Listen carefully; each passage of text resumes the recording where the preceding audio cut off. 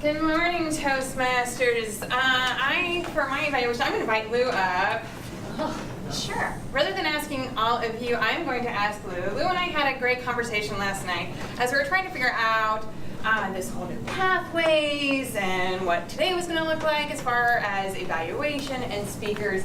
And I will tell you, our phone call consisted of something like this. Lou, I don't know what's going on. I don't know what we're doing. What is this whole newfangled thing? I may have even used the word newfangled before, knowing that it was the word of the day. Like, I don't like change. Do we have to do this? And Lou was gracious to walk through this, and like everybody said, we're all doing this together. And I had questions for her. She was very kind and let me interrupt her multiple times in the conversation.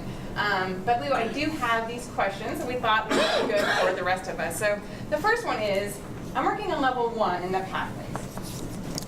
Why can't I see the rest of the other levels? Or can I see the rest of the other levels? So from what I can tell, and like somebody said before, Brad said this before, we're all learning this together. So there are certain projects or speeches that you have to complete before you can see anything else. So one of those is the icebreaker. You have to complete project 1 before you can see anything else within that level. And I believe it's project 1, and within level 5, that first project, you have to complete that before you kind of see everything else that's within that level. So from what I gather, once you complete project 1, you'll be able to see the types of things that are going to be within, your level 1, but your second and third projects. All right, thanks. Am I able to do 2 projects at once?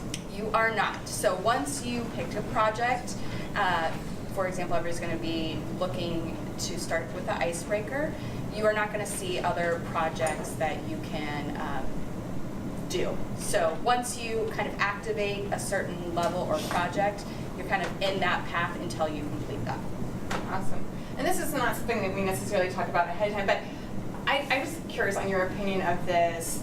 I'm coming in new to Toastmasters. I want to be a better speaker.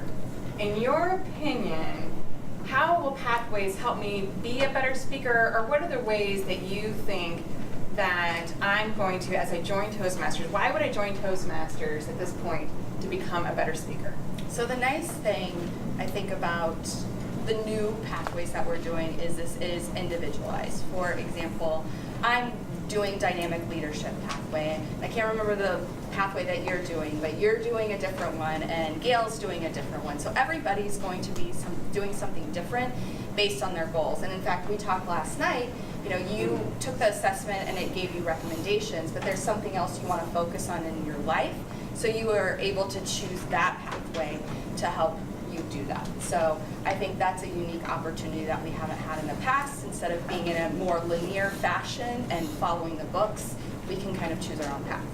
Hence Pathways. Hence Pathways. All right. Thank you, Lou, for everybody who gave us a kind of a taste of what Pathways is. I'm looking forward to it. So thank you for your